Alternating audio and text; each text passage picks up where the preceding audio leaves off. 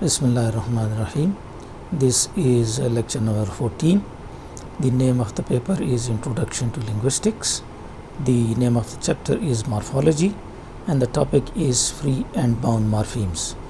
This lecture is specifically for the students of BA second semester GDC PIB and also for the students of those colleges which are affiliated with Abdul Wali Khan University.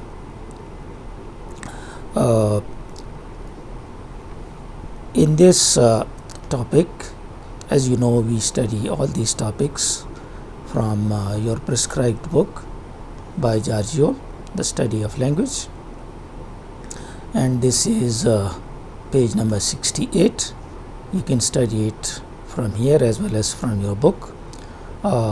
Before this, in lecture number 13, we discussed morphemes, and we defined morphemes as the minimal unit of meaning or the minimal unit of grammatical function, and we did the examples of reopened and tourists, which had 3 morphemes.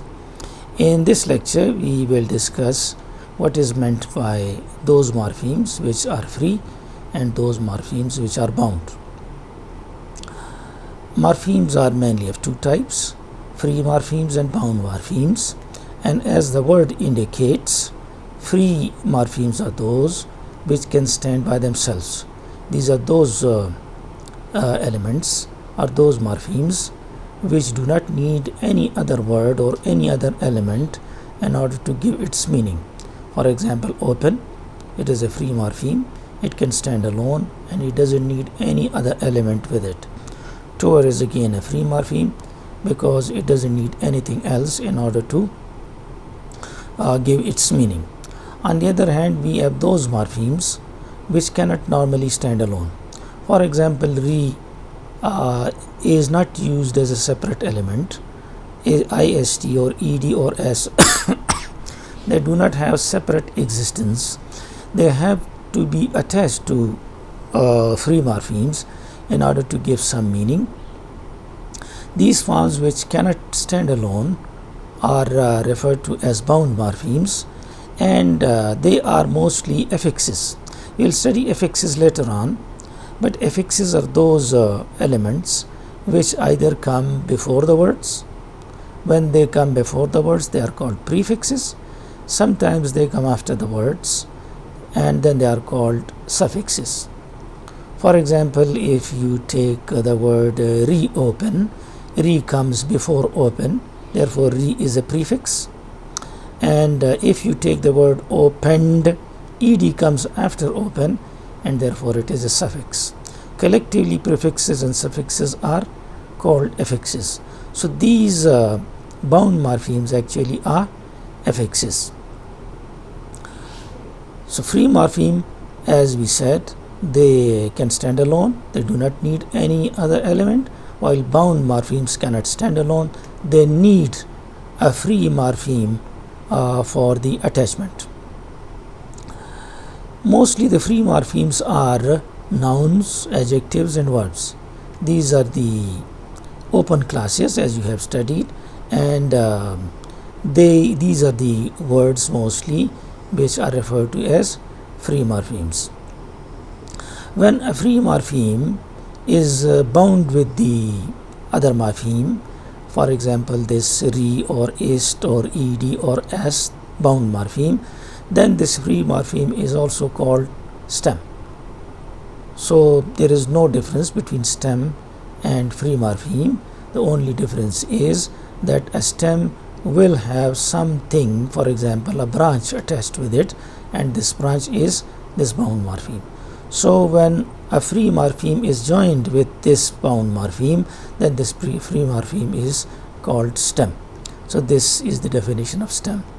For example, if you take this word undressed, it has 3 morphemes. Un, which comes before dress, therefore it is prefix, and it cannot stand alone, therefore it is bound. Then comes dress, which is stem because prefix and suffix is attached to it. It is free, it can come alone. Ed is suffix because it is coming after the word, it is bound. So un and ed are bound. Un is prefix, ed is suffix, and dress is free morpheme called stem because these two are attached with it. Carelessness again has got three morphemes. Care is the stem, it is free. Less is suffix because it comes after stem and it is bound. Ness also comes after care, stem, and it is also suffix and it is bound. There is problem. The problem is, for example, if we take the word receive, we say that re is a bound morpheme, but sieve cannot stand alone. So sieve, therefore, though it is a stem, it is not a free stem. Such stems which cannot stand alone, as we have in receive, removing receive, it becomes sieve, reduce, it becomes deuce, and repeat, it becomes peat. But receive, deuce, and peat cannot stand alone, and they are stems. So therefore these stems would be referred to as bound stems. Now listen to it in Urdu and then we will read it word for word. یہ آپ نے free اور bound morphemes کے بارے میں سنا. Free morpheme سادہ سی بات ہے, یہ وہ مارفیمز ہیں جو اکیلے آ سکتے ہیں, ان کے لیے کسی دوسرے لفظ کے ساتھ جڑنا ضروری نہیں ہے. باؤنڈ مارفیم یہ اکیلے نہیں آ سکتے اور یہ خواہ کسی اور لفظ کے ساتھ جڑیں گے. جب یہ کسی لفظ کے ساتھ جڑیں گے تو جس لفظ کے ساتھ جڑیں گے ہم اس کو سٹیم کہیں گے, اگرچہ وہ فری مارفیم ہی ہوگا. ان الفاظ کو ایفکسز کا نام بھی دیا جاتا ہے. ایفکس وہ الفاظ ہیں جو کسی لفظ سے پہلے یا بعد میں آتے ہیں. اگر پہلے آتے ہیں تو پھر اس کو پریفکسز کہتے ہیں, اور اگر بعد میں آتے ہیں تو پھر اس کو سفکسز کہتے ہیں, اور یہ باؤنڈ مارفیمز ہیں. عموماً جو فری مارفیمز ہیں ناؤنز, ایڈجیکٹیوز اور وربز ہوتے ہیں, اور جب کوئی فری مارفیم کسی باؤنڈ مارفیم کے ساتھ اکٹھا آ جائے تو اس فری مارفیم کو پھر سٹیم کا نام دیا جاتا ہے. ہم نے انڈریسٹ اور کیئرلیسنس کی ایگزامپل پڑھی, دونوں میں تین مارفیم ہیں, اور یہ باؤنڈ ہے اور یہ فری ہے. یہ باؤنڈ ہے, اس میں یہ فری ہے, یہ دو باؤنڈ ہے.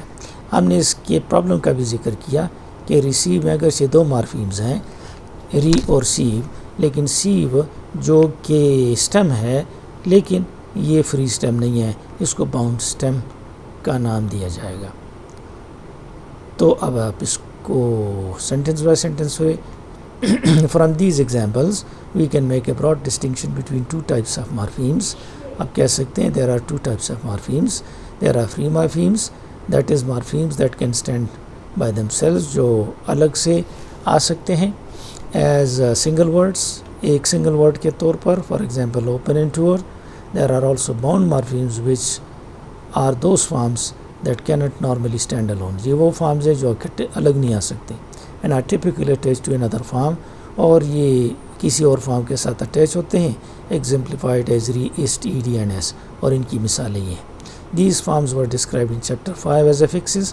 ان کو chapter 5 میں affixes کہا گیا, ہم اس کو پڑھیں گے بھی. So we can say that all affixes, prefixes, suffixes in English are bound morphemes. تو ہم کہیں گے یہ سارے باؤنڈ مارفیم ہیں. The free morphemes can generally be identified as the set of separate English word forms.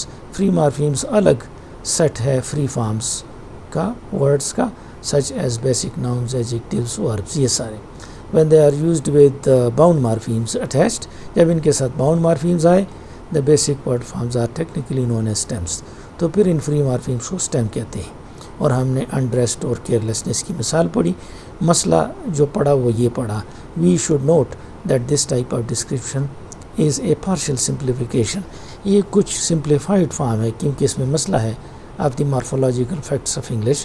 جو morphological facts ہیں English کے, یہ اس کا پارشل ہے, کچھ حصہ ہے, جو پوری بات ہے وہ اب مکمل ہوگی. There are a number of English words, بہت سارے الفاظ انگلش میں ایسے ہیں, in which the element treated as the stem, جن میں جو ایلیمنٹ سٹیم ہے is not in fact free morpheme, وہ فری ہے ہی نہیں. In word such as receive, reduce and repeat, we can identify bound morpheme re at the beginning, but the element ceive, duce and peat are not separate word forms and hence can't be free morphemes. یہ الگ سے علیحدہ نہیں آ سکتے, تو free morphemes نہیں ہے. These types of forms are sometimes described as bound morphemes. ان کو کبھی کبھی bound morphemes کہتے ہیں to keep them distinct from free stems such as dress and care. اور یوں یہ free stems سے تھوڑا سا ہم اس کا فرق بتاتے ہیں. So that's all about free morphemes and bound morphemes. It was a very short lecture, and thank you and good luck.